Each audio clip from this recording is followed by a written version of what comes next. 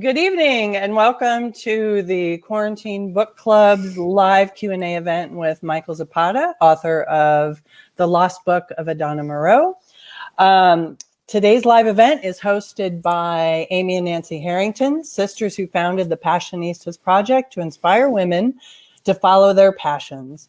Their podcast, the Passionistas Project podcast, features interviews with a diverse group of women, from celebrity chef Susan Feniger to artist Lynn Evola, who melts down nuclear weapons to make peace angel sculptures.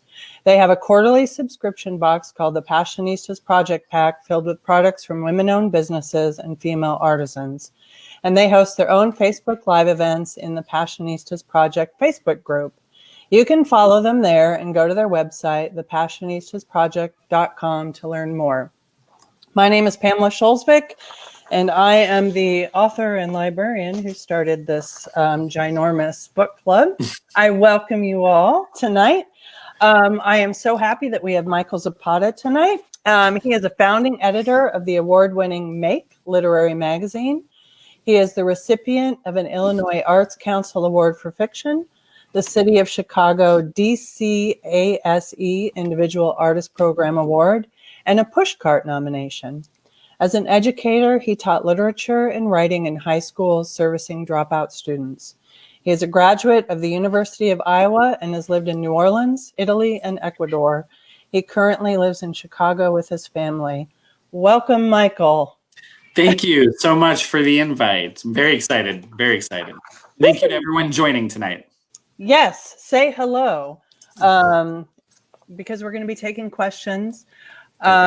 Have we checked to see if we're live on the page? Okay, I think Nancy says we're good. Okay, so I'm going to ask you, Michael, because on the QBC group, we ask all the authors these same questions about your road to publication. So when did you start writing this book? So I started writing the book generally 10 years ago. 10 years ago. Before that, I came to fiction and wanting to write a novel a little bit later. I'd spent a lot of my 20s writing for theater, really bad sitcom pilot. I loved film. So I tried to write some did some screenwriting as well. But, I was circumnavigating the fact that I always wanted to throw in the towel and try to write a novel. It's something that it always has been sort of the center of what I wanted to do. So I had moved to Ecuador to be with family, and I furiously wrote a novel. In 6 months, I wrote something like 500 pages. I've never written so quick or furious before, and it was a terrible novel. And I got rid of it. I threw it away, and I melodramatically printed out the pages and dumped it in a volcano when I was on a hike with my cousin. Oh wow! Yeah. So it's a lost, an actual book that I don't want anyone to read. But upon coming back to Chicago, I did start the process of rewriting another novel. A few years after finishing a first draft, I did send out to one agent. Long story short, I got a very amazing 2-page rejection letter. I always tell young writers, some of the best things you'll find in your path to publishing is rejection. And the rejections that matter, in the sense, the ones that give you sort of the gut punch feedback that sort of informs you for many years after that. Long story short, the assistant to that agent, who was like a dream agent, contacted me. My current agent now, Chris Clemens, contacted me out of the blue when I was in the process of rewriting. I signed with him, and we worked on finishing the novel after that. So all of it felt very accidental. Really? To me, yeah. So where did the idea for this book come from? I always try to think of, like, one of my favorite heroes is Laszlo Krasnorka, and he has this, I'm going to summarize it, but he has this great line in Melancholy of Resistance, where he talks about the moment by moment necessity of nature. So I take that to heart in the sense of, like, writing line by line. I don't know if I had any sort of, like, great ideas or schisms about how to sit down and write a novel, except to do it line by line. The only kind of core thing I really felt a lot about writing a novel is, could I write a novel about exile? That was sort of what I wanted to set out to do. And then writing it line by line, sort of like through that process of the line by line nature of necessity and discovery. So you did not go, okay, I'm going to write a book about this, and this is where it's going to end. No, it was Nope. very much, yeah. And the wonderful thing about editing is you can feel the ending more, right? Like after you have this messy, disappointing, and parts that you fall in love with first draft. I really do truly love the process of editing. And it wasn't until then where I realized all the work I had done in theater and screenwriting was coming to play in the editing process. Because when you get someone on stage, they have to have a purpose, a voice, a meaning, and an entire history that's relevant and also relevant for the audience immediately. You have to know their whole life in a line or two. We were talking previously about Arthur Miller, and he's, of course, a genius at making sure anyone who goes on stage has an entire novel, right, informing every move and every... So the process of editing for me was actually quite fun, and I think that's where I found a lot of the structure and purpose and lending itself towards the ending, like you said. Okay. Yeah. And how long... Okay, so you were actually contacted by an agent about they wanted to work with you before you even had the manuscript? Yeah, so the process was, so I had sent in to one agent with the first draft. Of course, I got that rejection letter. And then a few years later, his assistant became a full agent and wanted to know what the hell was going on with the messy thing I gave them. And we signed then. So yeah, that's why I said it felt pretty accidental and a little surprising. That's very cool, because I know I'm in a writers group with a lot of writers, and getting that first agent is like such a monumental moment in so many authors' lives. So that's cool. Thank you. Yeah, and you never know. I grew up working class, first generation. Like for me, I didn't think of much beyond having something that I was going to write. I didn't know too many writers. So that was a very fortuitous, accidental call, and I feel like in my life, yeah. So, okay. So how long did it take to sell to a publisher once you had the agent and you had that draft? Mm-hmm. Yeah, and I was fortunate in the sense of the agent I work with, Chris Clemens. He's just absolutely extraordinary, and he's the individual who goes by page. I had this 4.5 hour conference with him on the phone, going page by page. And I always say that when writers are like, who should I look for if I'm looking for an agent?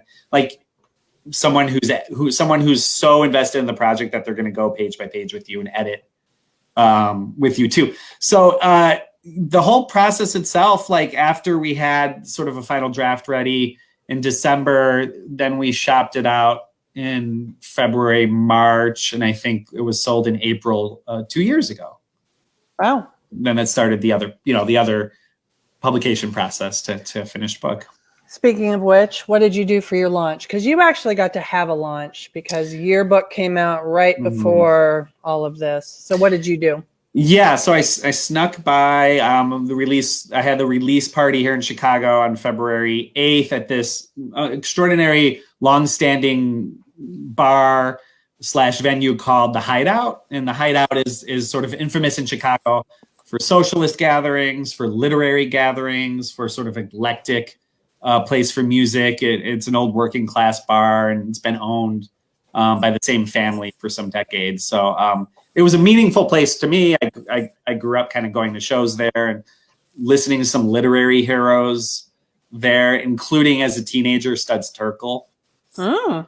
I snuck in. Fine, I'm 40 now, but when I was 19, Studs Terkel speaking, you go see him. However you can. So it was a really meaningful launch and full of friends and family, and I did feel very fortunate to have it. Yeah. So did you have did you have a tour planned? Were you going to go take your book on the road? It was Boston and Vermont and Virginia and New Orleans, of course, which is like a second home to me. So there was a very happy and substantial book tour that was canceled.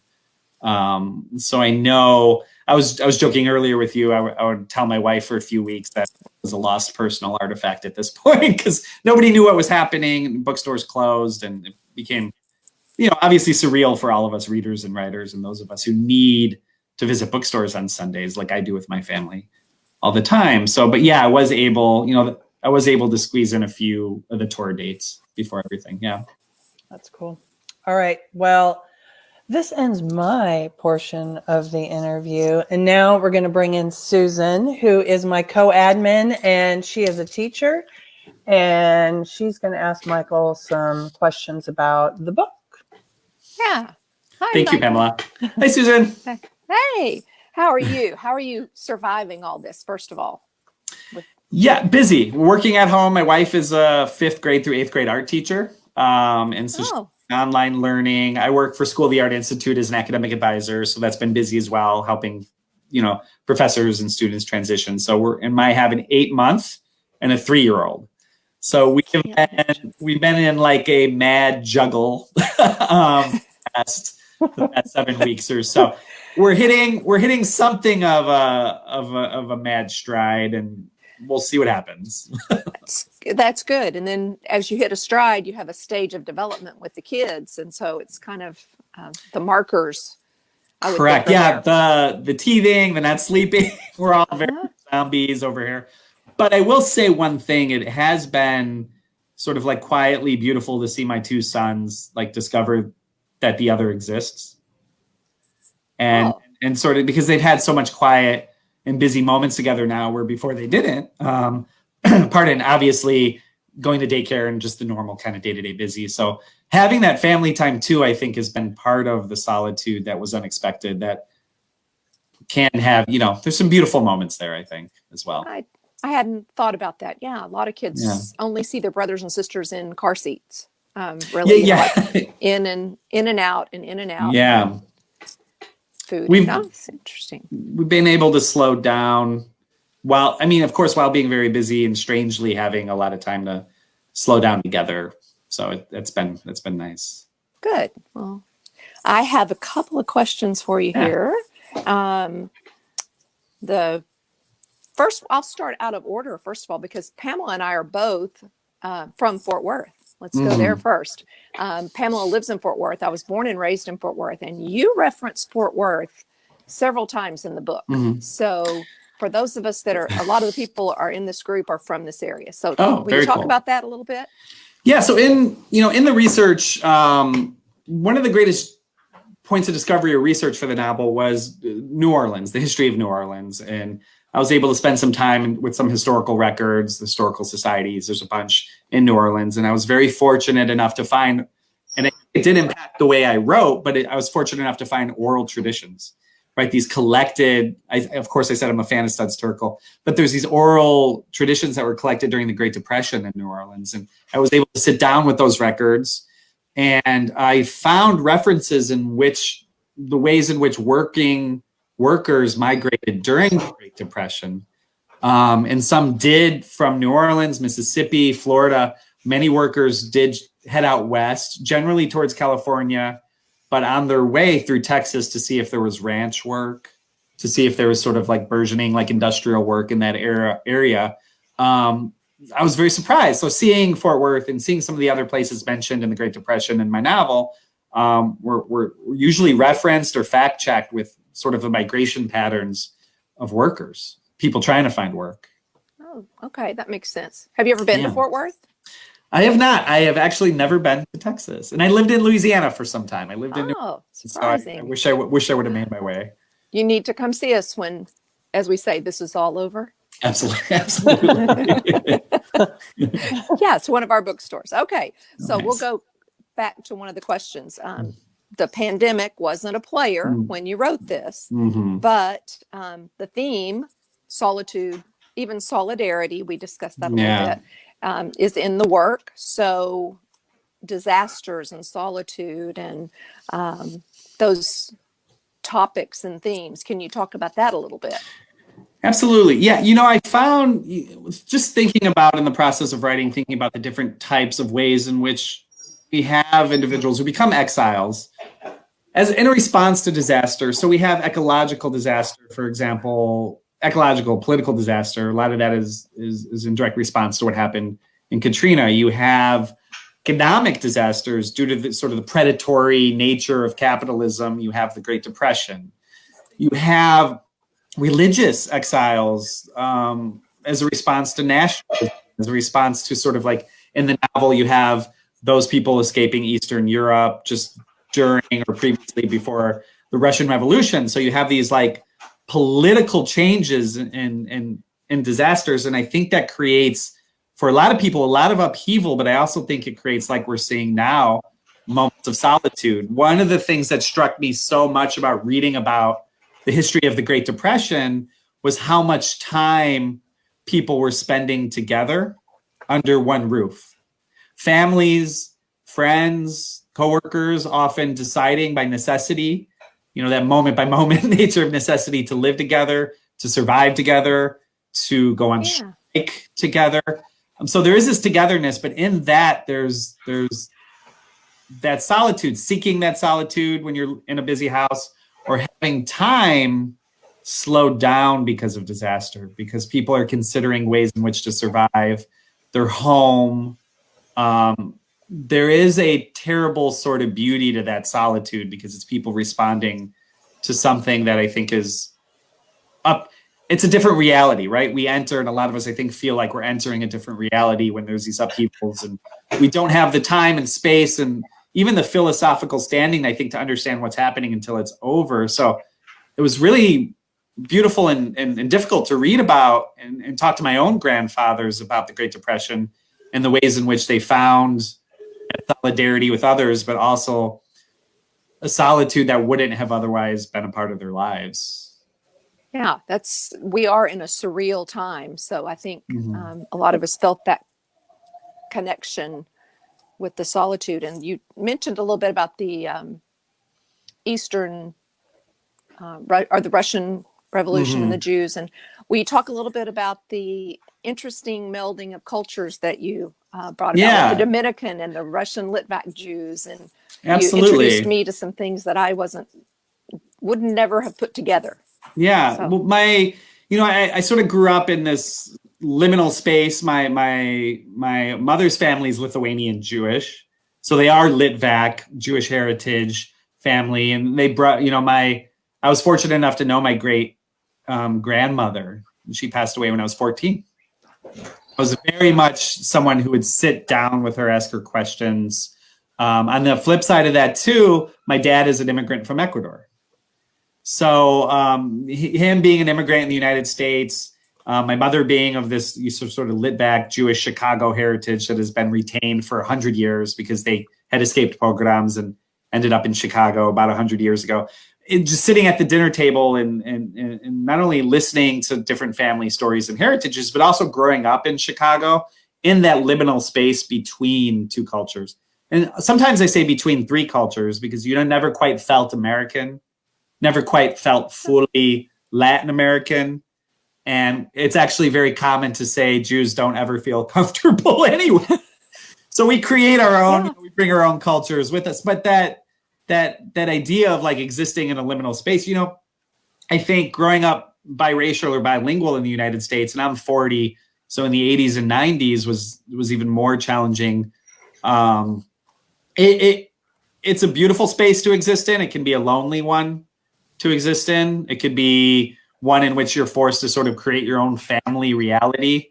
I grew up with Spanglish in the household, and that became the language in which my parents flirted with each other, the language in which we fought, the language in which became sort of like a family. We kind of created our own language and reality sort of in response to being in that liminal space. I think on reflection after writing this novel that I'm most attracted to characters and people who also find themselves in that liminal space. And that's true for all sorts of different people for different reasons, born of exile, or even if they just feel like they don't fully fit in somewhere. I have one of the users here has posted a question that I just want to interject real quick.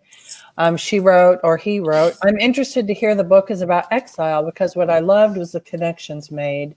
Do you think the exile was necessary for the characters to make connections with others or with other places?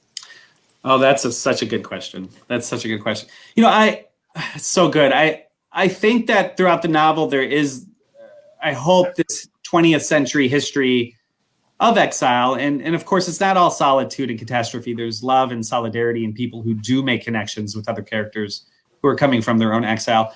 I've been thinking about this a lot lately, and I've been thinking about working with my father. He was a jeweler, and he worked in a place in Chicago called Jewelers Row. Jewelers Row, surreally enough, was the workers were Jewish and Latin American ancestry. So it felt like a place of home when I was young. But I think about the ways in which those workers not only networked as far as the business necessitated, but also shared stories. And were sharing their own stories of exile, which creates automatically, I think, a community. It's this thing where we have this cliche where, storytelling brings people together. It's an act of survival. And sometimes we say it so much it could be a thing of cliche. But when you're dealing in times of crisis, it becomes a very real, material way in which people share each other's lives and earn trust and love or mistrust, if you go the other way, and figure out how to survive together. So I think when you are exiled, or when you feel that you live between countries or languages, that you do have a tendency to necessitate seeking others in similar situations. So I think I would agree with the Facebook user. Absolutely. I think exile is a necessary component to finding others during times of crisis. Thank you. Okay. We have other questions, but do we want to take another question, or do you have another question? Let's get some of the All right, Facebook users. Okay, Kathy M posted, I felt Adana's strength so much. She was practical, but able to create new worlds. Why did she need to burn her second manuscript? Ooh, such a good question. I agree with you. I think Adana is a character who when I finished writing it, I thought about all the just insanely brilliant and powerful women in my lives growing up. While she's not modeled after any specific one, she very much resonated with me with a character who felt very familiar in that strength. I thought a lot about what happens when you are someone has adopted a country. And when you have a young family, I have a young family like myself. I think burning the manuscript comes in response not only to her illness, but I think to her mistrust of history. I think she writes this manuscript, the first one, Lost City, which sort of becomes like a cult classic, but essentially is about parallel universes and about, to some degree, how history is rewritten, especially if you're a woman, especially if you're somebody of color or an immigrant. And while I didn't understand so much these intentions when I was writing it, and in the process afterwards through editing and thinking about the novel a little bit more deeply, it made sense to me that somebody who was in a novel that is suspicious of those who write history, and definitely in a very strong character who would be suspicious of possible futures in which her history is erased, that she would destroy that and not leave it up to others to determine who she was, I think. Such a good question. Okay, we have another question from Amber Lummis. She writes, something I think about often is how important the truth is and when it may be less important. This is touched on when Victoria questions whether the chair's story about his desert adventures is true, and Maxwell responds that it may not matter. What is your opinion? Did anything in particular influence your inclusion of this idea? Oh, such good. This is an awesome group. These are really wonderful questions. Thank you, everyone. I think building off sort of the previous question too, this idea of the function of stories and storytelling, and I also think how that is impacted by this idea of history and who gets to tell stories. So Victoria was definitely a special character for me to think about and write, because being Latin American and sort of the terrible history of what has happened in Latin America, usually due to sort of American imperialism, is you have many, many strong, powerful characters and people like this who question every story. Victoria herself would have been in her horror and her sort of, I don't want to give away too much, but her horror and sort of her character is sort of cemented around the fact of the Pinochet, right? Of the catastrophe and the horrors that Pinochet introduced to her. And for those who haven't read it, her son goes missing, and it's a brief part of the novel. so mistrusting stories, but also seeing their value in what they do for others or for yourself, I think is a key component in a lot of the characters. And in that sense, history is illusory, right? There's an illusion to history, especially as it pertains to nationalism or catastrophe or exile, that many of the characters question. I think Victoria would have been a type of character who would have questioned almost any story, especially one revolving around discovery, which is what Maxwell is telling her about. Awesome. I just have a question that I wanted to know. Did you live in New Orleans during Katrina? I did not, but I visited frequently after, during the rebuilding process. I had friends there, very close people I became close to who were artists and writers and people who went and they rebuilt. So I did continue. I went very shortly after to interview friends and interview people who were returning.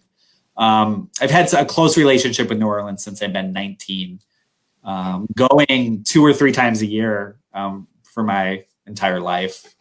So, yeah, those interviews stuck with me and those relationships stuck with me for a long time. Interesting. You have a question?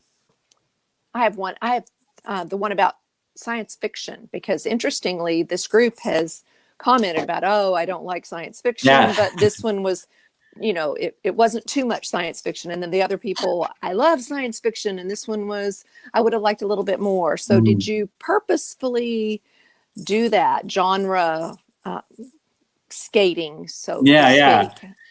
I've always sort of, and I think it builds off too, just like sort of the cultural heritage implicit in the book is I'm interested in those liminal spaces. Can we push a genre up to a boundary, maybe not go over it? Can we mix genres?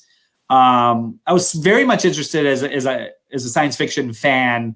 I always felt like I had to make a choice, right? Especially I think in North America, where we have this tendency to really like identify with genre. A lot of Latin American writers in the tradition of it, especially since like the post-boom 1960s and 70s, are very exploratory in that where it's more about things feel a little unreal as opposed to attaching themselves to a genre. So I think I was pulling from a lot of the Latin American tradition of not attaching to one genre or the other. But I also really wanted to have fun attempting to portray a history of science fiction. And I think that allowed me to skirt up to writing science fiction, but not entirely doing so, and really think about more like the history of science fiction as an impact on the way people think. One thing that I really had fun writing and thinking about was how much science fiction impacts readers. Science fiction is this beautiful ways in which we critique some of our most dearly held ideals. I think American science fiction always has an arrow or a pistol aimed towards capitalism, towards sort of like political, sort of like our political history, ranging from sort of slavery to liberation. So the best science fiction is a diehard critique of American society. So I always thought it was really fun if I'm going to write about historical periods, what sort of science fiction attached itself to each era in response to that, if that makes sense. So what's your go-to genre, Michael? Like when you're in the bookstore on a Sunday, where are you at in the bookstore? I don't know. That's a good question. I wander a lot. I like the liminal spaces. I just picked up, because I haven't read it in a while, Studs Terkel's Working.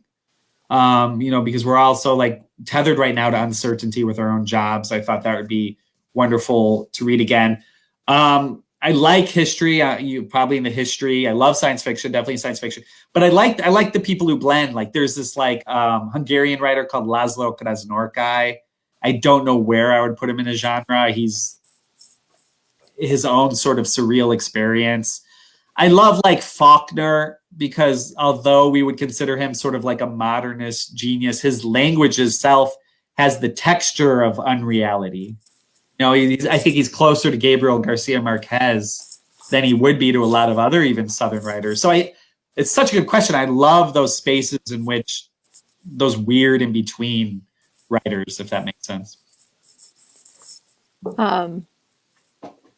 we were talking about the space between, and you really do use a lot of the space. And it was all, one of the participants said, this whole book was a journey. It was, everything was a journey. There's not anything that you couldn't say about it that wasn't a journey. So that being said, where did Saul come from? Going back to the story. Yes, Saul, the immigrant from the Russian Revolution, or the grandchild Saul? The grandchild Saul. I mean, what, Saul, like, yeah. where did you get him from? Yeah, Saul, and of course his childhood friend Javier. So in the course of writing, I was almost laughing with my wife at one point because Saul has this, Israeli Jewish heritage. Obviously, Javier is Ecuadorian, like himself. So she said, "Well, you just split your personalities to try to find sort of those things."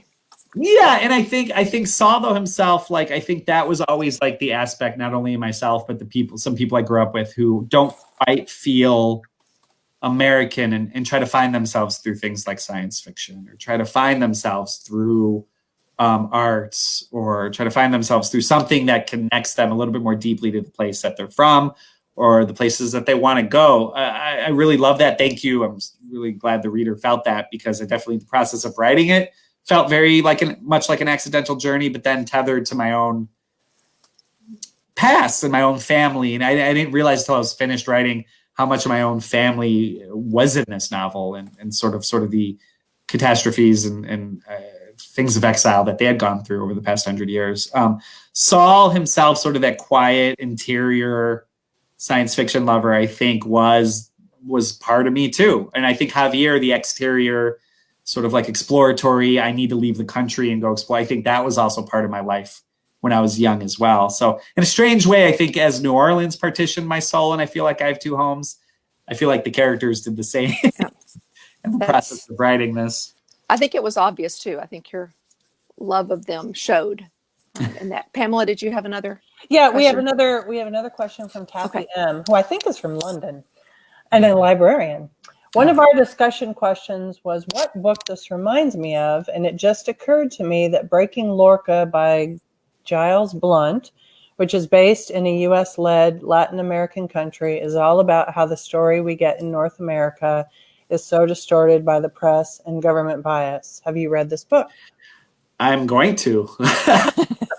I haven't. Thank you, Kathy. I have not, and it sounds absolutely fascinating. And and I think about, in the sense of, like, you have so much of the 20th century and of Latin American history, you have these connecting threads of American involvement. And it comes from sort of our version of modern imperialism, in which American companies, at the behest of American military, or American companies asking essentially American military to get involved to create these free markets that become anything but free for the Latin Americans who are forced to live under them. You have that in Argentina during the Dirty War, Pinochet. You have it in, to a certain extent, Brazil right now. My own family and heritage from Ecuador. You had military American involvement for years until about 12 years ago. So you have this inverse of what we think of as the American story being a bastion of security and hope for so many people, because it becomes the place in which American empire creates exile. A little bit more personally, I taught high school dropouts in Chicago for about 10 years, and there were many refugees and immigrants, of course, but there were Honduran refugees who would end up in my classroom. This was around second term under Obama, and it was difficult. It was very difficult because we had refugees who were ending up in our classrooms based on American policy. I don't think that American policy would have been different under any other presidents. I think that it has been a continuation of 100 years of this American imperialism in Latin America. And so I would work with them on creative nonfiction, and I would never ask of them to tell any story that they didn't want to tell, but I would be sitting down with students whose immigration and exile and stories of were not dissimilar from ones like Adana Moraeu, right? From ones that are the beginning of this novel. it became very much, I think, very politically engaged me, but it became very heartrending to see young people speaking so clearly, so personally about their understandings of what American empire did to drastically alter their life. And in that sense, they are in America and they are in my classroom. And so how do we reconcile with the fact that given the right conditions and given the right political structures, they could have lives in their adopted country? There's no answer to this. It feels like one of those like clown mirrors, right? Where you're seeing the same thing very differently depending on where you're coming from. So I'm going to read this book. Thank you, Kathy. But I think those themes are very prescient and over American history over the past, particularly 100 years. Well, in Texas, we have two versions of history, depending on which textbooks that you get in your classroom. Yeah, there's this like unreality of history, right? There's this where it feels like a shadow or a parallel universe, depending on what your own experience in history textbooks are. One of the first things I did as a teacher was I never used textbooks. And the first thing we did is we talked very deeply during the first month with the students to see what they wanted to read. I worked very hard to catch up to them because I didn't want to be what do I know, right? I am there to work with them and form a community, but I didn't want even my version of Latin American or American history to impact them to the degree that they weren't discovering it themselves through their own experiences and through their own choices. And so we spent a lot of time. I spent a lot of time working with librarians. I spent a lot of time working with other English teachers and developing ways in which we could build a curriculum that the students led instead of us, if that made sense. Yes. Sounds very gifted and talented from a gifted and talented teacher here. Thank you. Interestingly, I'm going to say something on that because you just pinged something in my brain. I taught elementary, so I had the little ones, and I've only taught in Title I schools my entire career. I've since retired, and I will never forget standing in the library one day, scoring the kids' essays, the second graders. We had a school-wide prompt where everybody writes to the same thing, and it was write about a time you were scared. And if this student is on, because he's friends, and I think he's in this group, but he'll recognize himself. And I've never told this story, but the reason that I picked up on him so dramatically was he wrote about, as a 7-year-old, keeping his brother alive in the trunk of a car as they crossed the American border because the chupacabra, which was the first time I'd ever heard that word, the chupacabra had killed his uncle and their family because the chupacabras, who were the militant drug lords, were taking over the land of the farmers. And so that was him. So if you're listening, you know who, there's your story. And I had the little ones of that. So it's interesting to hear that you had the high school version and even the little ones. And so we were able to connect. And thanks for making me think of him. So and it just underscores the fact that, especially when you hear from young people, children, whether they're in high school or whether they're in second grade, like the storytelling itself is the act by which you can make sense out of your own life and your survival. And we tether it to politics and nationalism and the economy. But when you're that young, it's just the sheer sense of what happens is the ways in which we are able to make sense of our lives. It's very difficult and it's very beautiful, but it's something that I think humans have been doing for a million years, right? We are essentially creatures of language and storytelling. So I don't know that we can interact with our lives in any other way. Yeah. It's beautiful. And my friends who are teachers are coming in here saying, hey, I know him. Do we have any more questions? We have a question from David Rosenzweig. I'm sorry if I'm mispronouncing your name. Was the Jewish elements of the book part of your own heritage? Yeah, so my mother's family is Lithuanian, Litvak Jewish. They had been in Chicago for about 100 years, but had retained so many of the stories. I'd said earlier, too, that I was very fortunate to know my great-grandmother until I was 14. She would, at the kitchen, because I was also, at times, I was very quiet, and I liked a lot of solitude as a kid, but then something would switch, and I would be very hyper and in everyone's face. And so when in my hyper mode, you just made me think of my great grandmother would call me a Luftmensch. And of course, for those who are familiar with Yiddish, yeah, it's somebody who has their head in their clouds all the time. Clouds, yeah. More poetically, somebody who isn't ahead of thinks of possibilities, but really more like your head's in the clouds dreamer all the time, like a dreamer. Yeah, I took that as like the best compliment ever. Yeah. 14-year-old, I was like, oh, well, if this is a thing that could be, I'm going to unashamedly be it. So yeah, and as far as the Jewish stories, there was a number of research into Jews who were living during the Great Depression in Chicago, but who traced their ancestry back to the Eastern Europe, or what we call the Russian Pale, which was sort of the massive tracts of ghetto land and farmland that the Russians made Jews previous to the Russian Revolution live in, started by Catherine the Great, actually. So yeah, I did do that research. I talked to my grandfather. I had these sort of like iridescent memories of my great grandmother, and I think they did find themselves into the novel. I have another question from Amber Lummis. I don't know if Nancy's going to get this posted up there. I just posted it. Okay. Do you dwell on what your parallel universe selves are doing, or do you leave them be? Yeah, much to the chagrin of my family, I do. Oh, yeah, of course. Pamela, I'm sure you understand as a writer, what else do we do except dwell on the what ifs, right? No, I think I do. It was interesting when researching some of the elements of parallel universes. I read this article by a theoretical physicist who was investigating quantum physics and also something called the bubble universe. Bubble universes, which are universes inflating and expanding eternally, which means at some point material replicates itself and there's parallel universes. But what it boiled down to for him was the fact that he constantly was thinking about his parallel selves.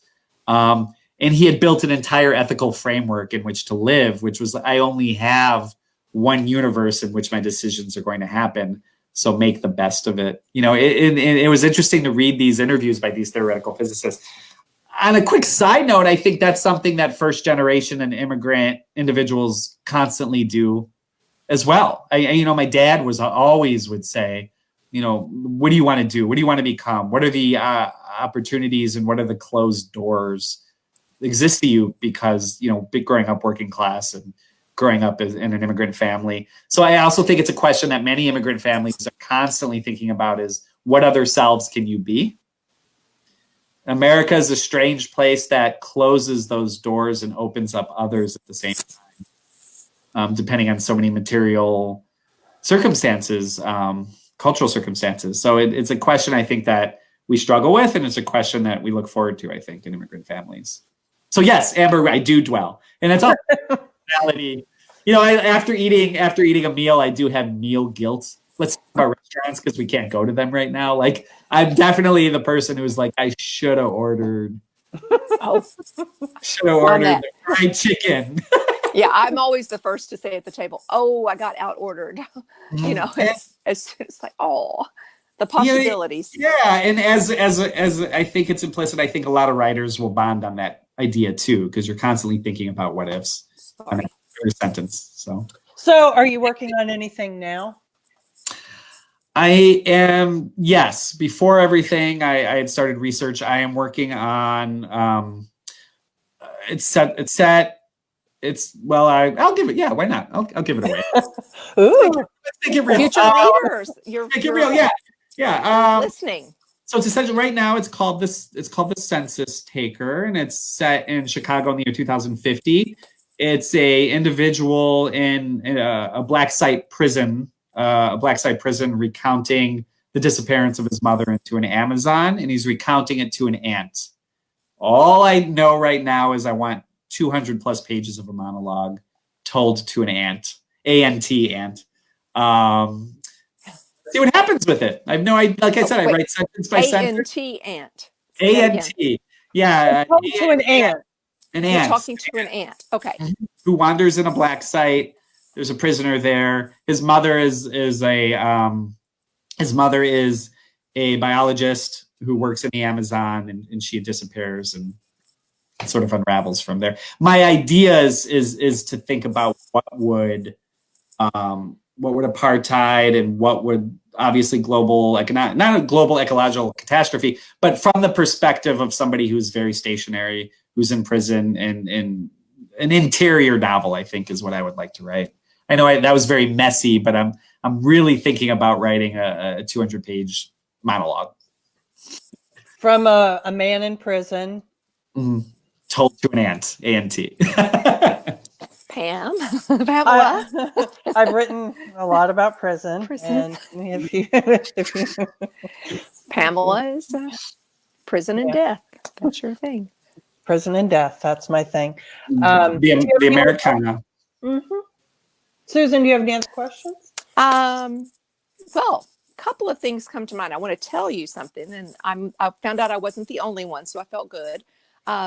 Your book challenged me with vocabulary in a way that I haven't been challenged in a long time. And I'm surprised some of it, and I don't have my notes here because I had to change, but some of the vocabulary is extremely academic and very challenging. And I thrive on that. I love having to look up and write definitions in the margins of my books.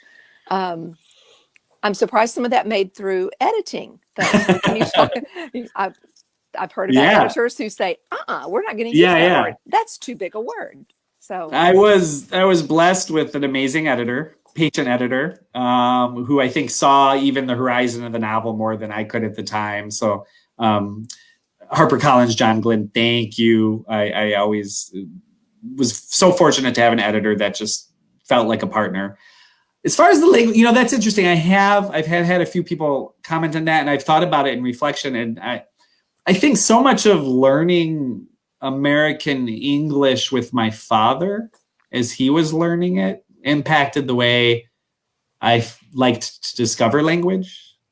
I think Maxwell Moreau himself is a physicist in the novel of theoretical physics. So there's some language that gets tied to that, but sort of the discovery of language, I think mimics the fact that I was learning English as a child with my father, who was obviously an adult. We would watch like Sesame Street together, and we learn English together. But that point of discovery, my dad's bilingual and fluent now, but I think that I never wanted to lose that discovery as a writer either. And so I try to, I don't want to say challenge myself, but I try to make that sort of moment of discovery feel like, at least for myself as I'm writing, make sure it's there. I appreciate it because I taught Latin and Greek word roots to Pamela's son, nice. that way, and the kids hate it. I made them. They still talk about Mrs. Harper's cards, vocabulary. So, and I had a lot of students who, when I was teaching, I had a lot of students who were bilingual and a lot of students who were primary Spanish speakers. And, I'd always talk with them too. They were juniors and seniors in high school, but we would have these amazing discussions about how language forms your reality. If you want to expand the structure by which you understand things, the only thing you can do is to learn more language. And whether that's through vocabulary or the way language impacts people, whether it's through storytelling or just talking, having more of a reality feels like such a beautiful thing. And watching my dad take that process and watching my students who are learning English take that process always felt very beautiful. I always felt like the greater your vocabulary, the greater your opportunities, and the more places you can go and discuss and fit. And I just had this one. I'm thinking of one student I had who we were actually I won't go in the long story, but we actually were very excited to team up with the science teacher because we were talking about literary Darwinism, looking at literature through the lens of evolution. And storytelling is survival. It's all these great things that are in there. And I had a student who raised his hand when the science teacher was with us and said, so basically the only difference between humans and other animals is that we just talk a shitload. And the science teacher was like, I think that's what we're saying. We're talking storytelling species. Now, about us is very different. Everything stems from everything else is. It's all about the story. It is. Story. That's how we make sense of our world is through telling stories. And so what's on your nightstand? What are you reading, Michael? Oh, I brought it out just in case this was asked. It's on my nightstand because I just finished it. I just adore it. I'm telling everybody every day about it, but this is The Everlasting by Katie Simpson Smith. She's a writer based in New Orleans, but this novel covers 2,000 years of Rome. So you have like a field biologist in contemporary times. You have this just total kick-ass Medici princess who ends up in Rome. You have a monk who his sole job is to watch over the decaying bodies of other monks, a very philosophical monk. And then you have this very rebellious young teenage girl who's a Christian martyr in early Roman times. And she tethers the novel so elegantly, not only to each character's journey, but also covers the course of 2,000 years of Roman Empire. It's beautiful. I love it. I suggest everyone just go get it. It came out in March 24th, right? We're in the middle of everything. So if there's a book that I would hope that everyone would read, it's this one. It. Okay, we got one more question, and this is from Dana Austin. Your love of reading comes through Saul, the grandson, and writing through the Dominicana. Have you always been a voracious reader? Do your children enjoy reading and the bookstore visits? Yeah, my mother was a voracious reader, and there's all this like tradition to being sort of Litvak Jewish where you don't have a country, right? So the book, right? You have this idea of like the book being central to the home. My mom was a voracious reader, and she would bribe me with books. Right? I don't know what other kids did chores for. I did them for books. So whether that was I was always a voracious reader. And for me, the experience of writing was so much about the experience of being a reader. And it became like a home when you're young and you're trying to find your way in a country in your first generation. It very much became like a home. My children, I have an 8-month who just chews on books, but we let him. Nice. And then experiencing literature. And then our 3-year-old, just because my wife is a voracious reader, I'm reading, so he sees us reading, and it's been such an unexpected. I know that parents say this all the time, but until you experience it, sitting down with him night after night and reading books. He did say something that was so elegant for a 3-year-old the other day, which he was frustrated because he couldn't physically go inside a book. I think we have a reader. I hope we have a reader. Like, What book was it? Oh, it was Goodnight Construction Sites. Oh, that's understandable. Yeah. Be inside that physicality. What impressed me so much, because of course he's so young and I'm just a new parent, but how not only did he emotionally, want to be a part of this, but he like physically, right? He like virtual reality wanted to be in this book. And I feel like that's the same thing whether you're 85 or 3. Yeah. Put that mask on and find a construction site. They're still working. Yeah. They're essential.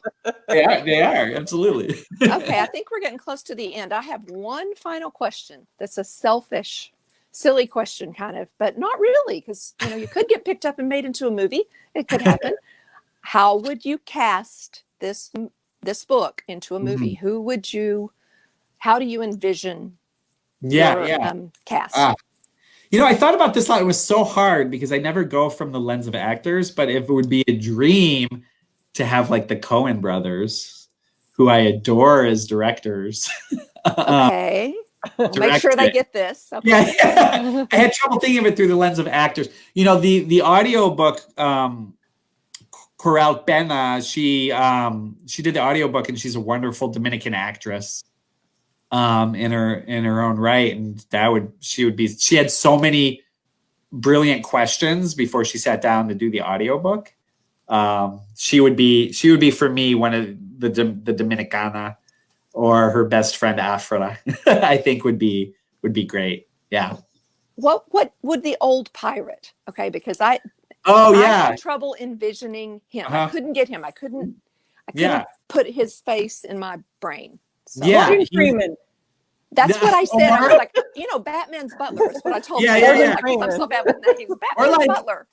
I would like maybe like Forrest Whitaker, because he does characters who are very askew and very in their own world. The Mad Pirate was such a joy to write, because I also feel like that, Susan, like he's a character I can't quite grasp, but I think that's always important to have characters you don't fully ever understand.